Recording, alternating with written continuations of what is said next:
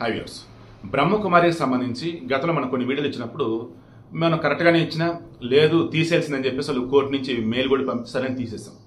But ఇప్పుడు వచ్చేసి వాళ్ళకి సంబంధించి ఒక ప్రాపర్ వేలో క్లారిటీ ఇస్తూ వారు ఏం చేయాలి ఏం చేయొద్దు అన్నట్టు హిందువుల సంబంధించి కొంతమంది పీఠాధిపతులు మతాధిపతులు రిమైనింగ్ కొంతమంది ఒక క్లారిటీ ఇస్తూ వాళ్ళకి చెప్పాల్సింది చెప్పున్నారు. హిందువులకు అసలు ఏం కావాలి ఏంటనేది కూడా ఎక్స్ప్లెయిన్ చేస్తున్నారు. నేను శివప్రసాద్ ఛానల్లో పెట్టాను, ఖచ్చితంగా చూడండి. వీడియో లింక్ కూడా కింద ఇస్తాను, చూడండి. హై వ్యూవర్స్, ఈరోజు డిస్ట్రిక్ట్ కోఆపరేటివ్ సెంట్రల్ బ్యాంక్ ఏదైతుందో డిసిసిబి విజయనగరం ఉలిక్కిపడ్డారు ఒకసారి వాళ్ళు. మీకు బాగా గుర్తుంటే అతడు సినిమా ఐడియా ఉందా? అతడు సినిమాలో కూడా మన మహేష్ బాబుకు సంబంధించి బయట అక్కడ కార్పొరేట్ అకౌంట్ ఉంటుంది. దెన్ వాళ్ళ తాత అతని అకౌంట్ వచ్చి డిస్ట్రిక్ట్ కోఆపరేటివ్ బ్యాంకులో. ఆ పైనుంచి ఈ అమౌంట్ అన్నది అంటే ఆ బ్యాంకులో అకౌంట్ డబ్బు ఉంటుంది, చెక్ ఇస్తాడు పార్దు, బట్ ఇచ్చేది నందు పేరు మీద చెక్ ఇస్తాడు.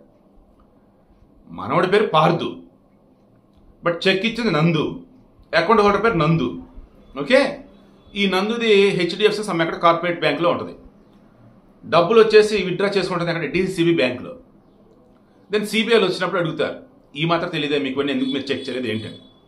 ఇప్పుడు ఓ రకంగా ఈ విజయనగరం కావచ్చు, కొత్తవాసి కావచ్చు, ఆ డిసిసిబి బ్యాంకులు ఏవైతున్నాయో ఆల్మోస్ట్ అవి కూడా ఉలిక్కిపడ్డాయి. ఇప్పుడు ఎన్ఐ వాళ్ళు ఇన్వెస్టిగేషన్ చేస్తున్నారు. ఏకంగా డిసిసిబి బ్యాంకులో ఈ సిరాజ్ ఉర్ రెహమాన్, ఈ మానవ బాంబు, ఈ స్లీపర్ సెల్ టెర్రరిస్ట్ గాడికి మొత్తం వాళ్ళ ఫ్యామిలీకి సంబంధించి 4 అకౌంట్లు ఉంటే ఆ 4 అకౌంట్లు కూడా డిసిసిబి బ్యాంకులోనే ఉన్నాయి. ఈ రోజుల్లో డిసిసిబి బ్యాంకులు రైతులు వేసుకుంటారు, రైతులు ఉంటాయి అకౌంట్లో వాళ్ళకి. లేదా ఊర్లో అసలు ఏమి బ్యాంక్ లేదంటే ఆ బ్యాంక్ మీద ఆ బ్యాంకులో ఉంటుంది. వాళ్ళ నాన్న ఏఎస్ఐ, అతని డిసిసిబిల అకౌంట్ ఏంటి, మళ్ళీ దట్టు ఆయనకి లాకర్ ఉంది. తర్వాత ఈ సిరాజ్కి సంబంధించి అప్రాక్సిమేట్లీ ఓన్లీ వాడి అకౌంట్లోనే 40 లక్షలు 42 లక్షలు ఉన్నాయి. ఈ ఫ్యామిలీ మొత్తం మీద కలిపి 70 లక్షలు ఉన్నాయి. ఈ సిరాజ్ గడికి మొత్తం 10 అకౌంట్లు ఉన్నాయి. ఈ డిసిసిబి ఉందా, దానిలో ప్రతిసారి 70,000 80,000 డబ్బులు పడుతూ ఉన్నాయి. డబ్బులు డిపాజిట్ తప్ప విత్డ్రా లేదు.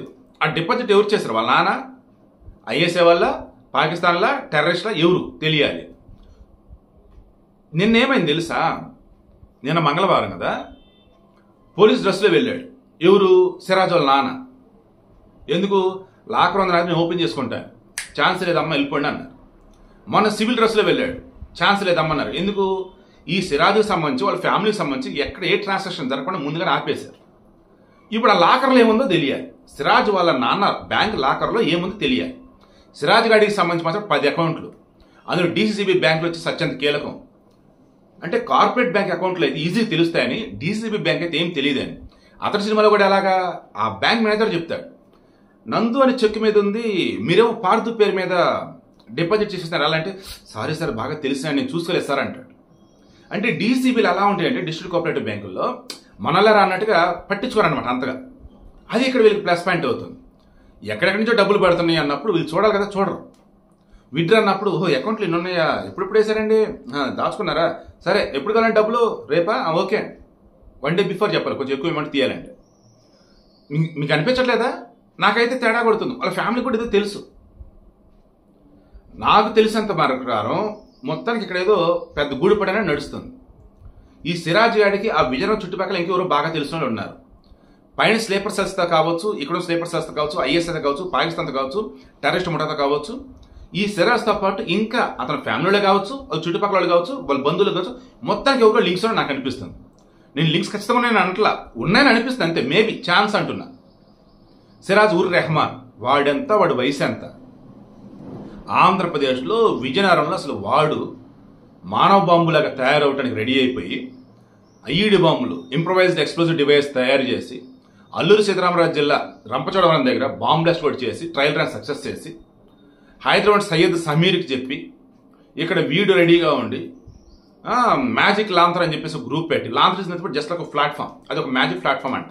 ఏంటంటే ఆల్ హిందీ ఇత్తహైదల్ ముస్లిం అని చెప్పేసి ఒక గ్రూపు, ముస్లిం ఆడవాళ్ళని మనం కాపాడుకుందాం, ముస్లింలకు చిన్న ఇబ్బంది కూడా రానివ్వకూడదు అంటూ. ఏంటంటే అసలు ఆడు ఇందులో ఎవరెవరు ఉన్నారు, మొత్తం జల్లెడ పడుతున్నారండి. ఇప్పుడు నేను మరలా చెప్తాను, దండం పెట్టి మరి నిన్న కూడా అదే చెప్పాను. అరే నాయన, మీకు ఈ దేశంలో ఉంటే ఇష్టం లేకపోతే వెళ్ళిపోండి రా, ఇక్కడే ఉండి మాత్రం దయచేసి అమాయకులు చంపకండి రా. ఈ అమాయకులలో ముస్లిమ్స్ కూడా ఉంటారా పాపం.